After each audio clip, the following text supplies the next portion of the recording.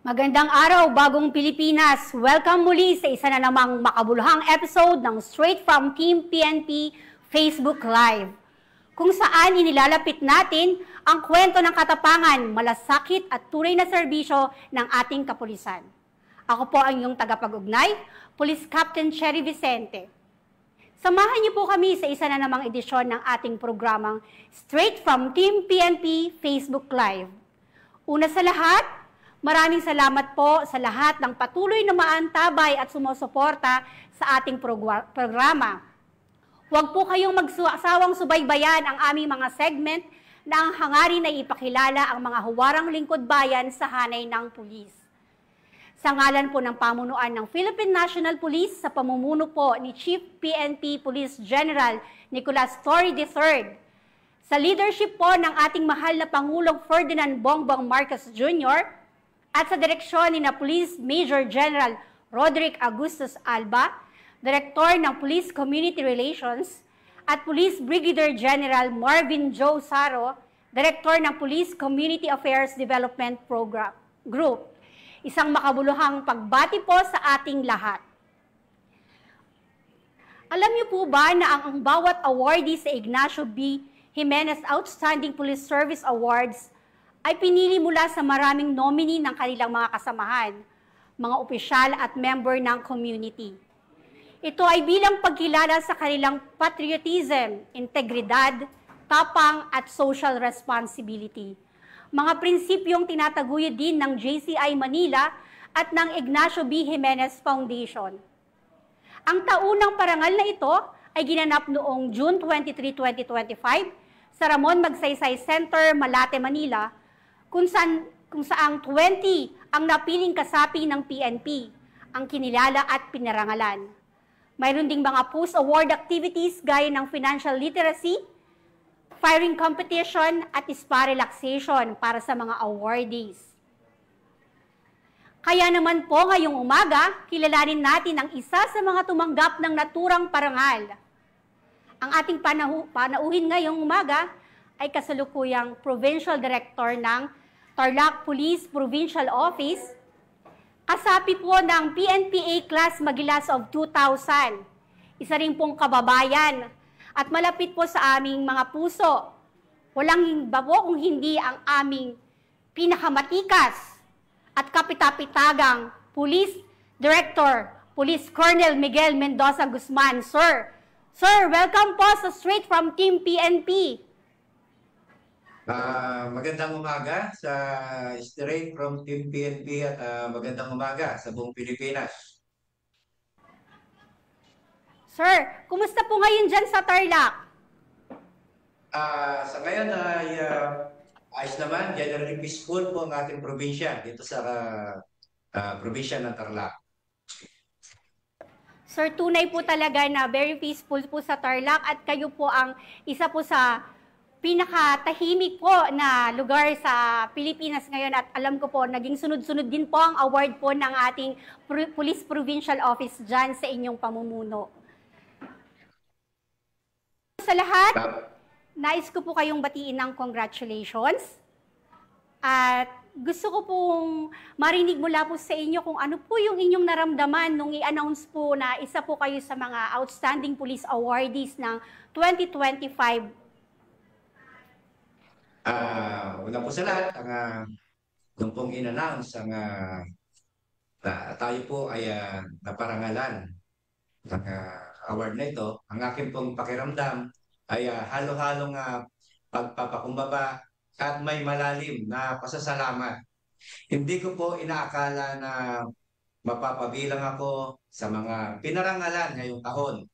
At noong Hulyo 2024, tinanghal din po tayo bilang Outstanding Police Community Affairs and Development Senior Police Commission Officer. At ginawaran din po tayo ng mga medalya. Ang muli pong pagkilalang ito mula sa JCI Ignacio Jimenez Awards ay patunay ng ating patuloy na pagpupursige sa serbisyo at ang bawat pagsasakripisyo ay kinikilala rin. At ang buong puso ko pong pinagpupugay ang hanay ng kapulisan, lalong-lalo na po sa mga kasamahan ko sa trabaho at sa mahal sa buhay. Sir, Sir, talaga namang pong ang mga awards po sa Tarlac, sunod-sunod po, ano po? Talaga namang pong dapat pong i-recognize ang yung kagalingan po sa mga support din po ng inyong mga tauhan dyan na ganda po ng ipinapakitang performance po ngayon ng Tarlac PPO at nalagang nakita po ito ng GCI Manila at nabigyan po kayo ng parangal. Talaga namang pong nakaka-proud po na sabihin na ako po ay isang Tarlacenya. Maraming salamat. Sir, maliban po sa mga awards po na natanggap ninyo, ano naman po ang mga proyekto po na naging contribution po kung bakit po tayo ang napili ni JCI Manila? Ano po sa palagay ninyo ang nakita nilang kakaiba at napili po tayo na maging isa sa mga awardee? Bilang isa pong delikadong alagad ng batas sa loob ng mahigit na 25 years in my service, ang aking serbisyo ay nakatuon sa pagpapabuti ng kapayapaan at seguridad. Ang pagiging instrumento ko po sa pagresolba ng heinous at sensational crime ng kung matatandaan niyo po yung pagsunog ng sasakyan at pagkawala ni na Geneva Lopez at Yitzhak Cohen. Ito po yung SITG Jansa. At pinamunahan ko rin po ang masusing investigasyon na humantong sa pagkakailanlan, pagdakip, at paglilitis sa mga pangunahing salarin. At bukod po dito, mula noong 2014, lalaki po ang naging papel ko bilang advisor ng Tarlac Citizens IWATS Against Crimes. Sa pamumuno rin po ng aking puting kabiyak sa buhay, si Ms. Jean Guzman. Sa ilalim ng ating pamumuno, naging aktibo rin po ang IWATS sa pag-uulat sa anumang banta sa seguridad at malaki ang naging ambag nito sa pagpigil sa kriminalidad, paghuli sa mga nagtutulak ng droga at pagnanakaw sa iba pang mga krimen tulad ng pagdakip sa suspect sa massacre doon po sa Nueva Ecija na mismong kinalala rin po ng mga dating regional director ng Police Regional Office 3. Sir, talagang napakaganda po talaga ng contribution po. Yung pagtutulungan po ba dyan sa grassroots para po masolve po ang krimen. Napakaganda po ng inyong programa na napagsama-sama niyo po itong mga civilian networks natin para masugpo po ang kriminalidad sa ating bayan. Talaga namang pong magiging kapansin-pansin po ito sapagkat yung ating trabaho dito sa PNP parang hindi man ma-recognize ng mga iilan, pero meron po talaga tayong awarding body na nakakakita sa ating pagsusumikap sa mga sakripisyo po ng bawat pulis. Sir, kaya po, despite of all the odds po, ano naman po yung naging hamon po talaga ng pagiging lingkod bayan po at nagsilbing inspirasyon po para ipagpatuloy po ang paglilingkod natin at maging huwaran po sa ating bayan. Malaking challenge po talaga ito, no? Gulang mo na ang aking pamilya, lalo ng aking asawa na si Miss Evangeline Guzman at aking mga anak na si Micaela Angela, Miguel, Anton at Andre, ang pangunahing inspirasyon ko. Sila po ang aking lakas. At bukod dito, ang tiwala at suporta ng komunidad ang nagbibigay sa akin ng patuloy na motivation. Ang mga ordinaryong mamamayan na aming pinaglilingkuran. Kapag nakikita ko po ang ngiti sa kanilang mga labi at ang kanilang pasasalamat sa tulong ng mga kapulisan, doon ko po mas nararamdaman ang kabuluhan ng aming trabaho. Nakikita ko po ang kahalagaan ng trabaho sa bawat araw na nakapagbibigay ng serbisyo at seguridad sa mga tao. Ang mga parangal na aking pong natanggap ay nagpapatunay na ang dedikasyon at katapatan ay nagbubunga. Nagsisilbi rin po itong pampatibay ng loob na ipagpatuloy ang pagiging ehemplo sa aming hanay at patuloy sa pagsisilbi ng ating bayan ng buong puso. Maraming salamat, sir. Talaga pong ang inspirasyon po hindi po talaga maiiwan lamang sa pagtatrabaho. Meron pong behind the scenes, sir. Ito po sila Ma'am Jean at ang mga bata, sir. Talaga pong iba po ang pakiramdam natin ang ating kalakasan kapag nalalaman natin na ang pamilya natin ay nasa ating likuran. Pas doble pa po yung sigasig na ating pinapakita. Kaya maliban po sa inyo, sir, nagpapasalamat din po kami kila Ma'am Jean at sa inyong mga anak na sila Micaela para po ipagpatuloy ang maganda ninyong adhikain. Sir, paano niyo po balak gamitin ang mga naturang pagkilalang ito para mapaigting natin ang ating serbisyo at tiwala ng publiko sa PNP? Ang pagkilalang ito po ay hindi lamang para sa akin sarili, kundi para sa buong miyembro ng Philippine National Police. Makakasa po kayo na ipagpapatuloy ko po ito bilang isang plataforma upang mas palakasin ang ugnayan ng pulisya at ng komunidad. Bilang isang miyembro ng kapulisan, ay patuloy ko pong ibabahagi ang kaalaman at best practices sa pagpapahusay ng intelligence gathering techniques at community empowerment. Tulad po ng ginawa natin sa IWATS, ipapakita natin sa publiko na ang PNP ay hindi lamang tagapagpatupad ng batas, kundi kasama rin nila sa pagbuo ng mas ligtas at mapayapang lipunan. Ang transparency at accountability ay mahalaga at sisikapin natin laging magpakita ng dedikasyon sa public service. Sir, napakaganda po ng iyong sinabi. Sir, maaari niyo po kaming bigyan ng background kasi po, though lahat naman po talaga ng ating mga leaders or mga simpleng kapulisan, iba po talaga yung pinapakitang malasakit sa bayan at pagmamahal, ano po? At magbigay po kayo, sir, ng background kasi po halos kabilang baryo lang din po tayo sa atin, sir. Ano, sir, yung disiplina po na nakalakihan ninyo kung bakit ganito po yung ganito kalaki yung pagmamalahal na pinapakita po ninyo sa ating bayan bukod po sa diretsyong training natin, yung enhancement natin. Ano po yung simula po nung pagkabata po kayo, ano po yung nakita ninyo at naging inspirasyon para po sa ganitong profession po? Unang-una, tayo po ay pinanganak sa simpleng pamilya lamang po. No? Tayo po ay anak ng simpleng sundalo, lumaki po tayo sa kampo, na ang may pagmamalaki ko lamang po ay ang aking apelido, na ito po ay iniwan ng aking ama. Yan lamang po ang pwede kong ipagmalaki at maging inspirasyon ang mapaganda ang aming pamilya. Totoo po, sir. Sabi nga po nila, ang maiiwan po natin na legacy po ay kung hindi yung isang magandang pangalan.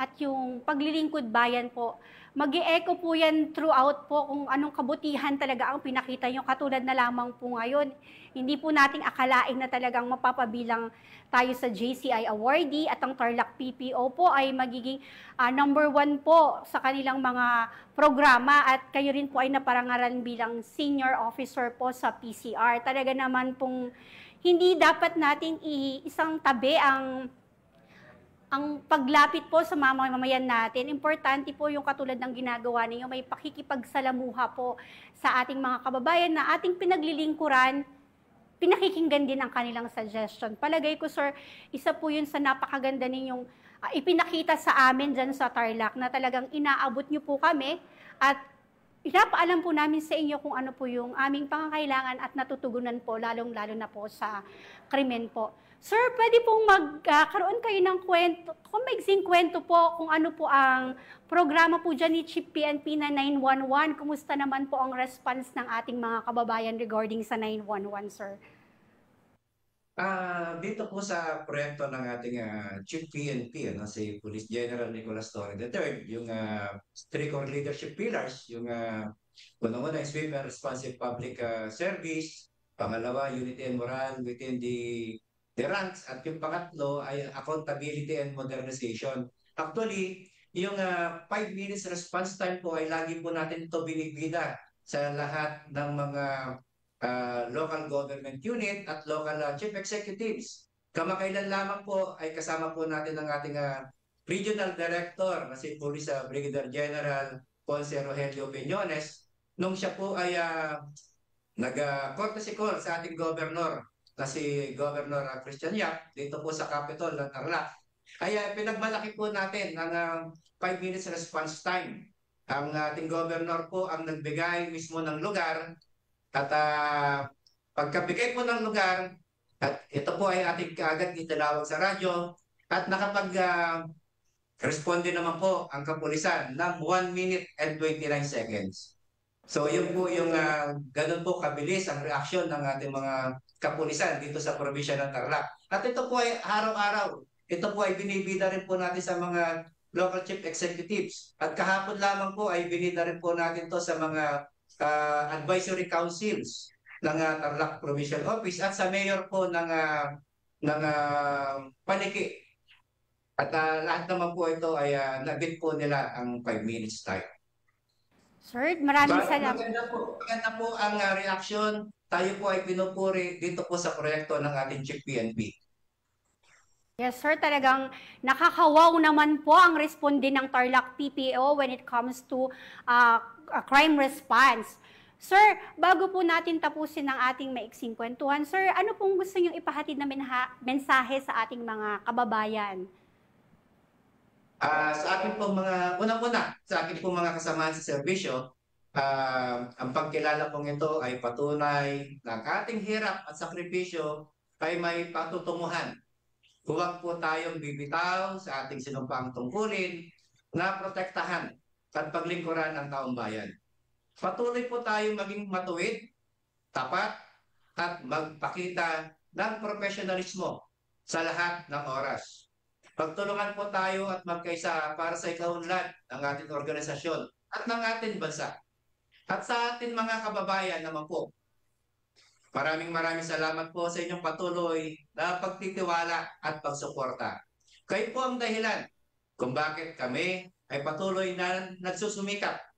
Asahan po ninyo na ang PNP sa pangunguna po ng inyong lingkod ay mananatiling kaagapay ninyo sa paglaban sa kriminalidad at sa pagpapanatili ng kaayusan at kapayapaan. Patuloy po natin sa buhay ang excellence in the line of service.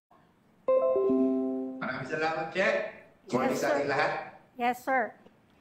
Gayun din, maraming salamat po sa lahat ng organization at individual na bumubuo ng Jimenez Awards, ang JCI Manila sa pamumuno ni President John Adrian Padriernos, VP for Community Affairs, Sir Dizon Wok, Director for Special Project, Sir Joshua Ruben Aragon, sa ating DILG ASEC, Sir Juabili Racho, DILG ASEC, Ma'am Elizabeth Lopez de Leon, Ramon Magsaysay Award Foundation, President Susan Afan, sa Philippine Coast Guard, Sir Commodore J. Tristan Traniela.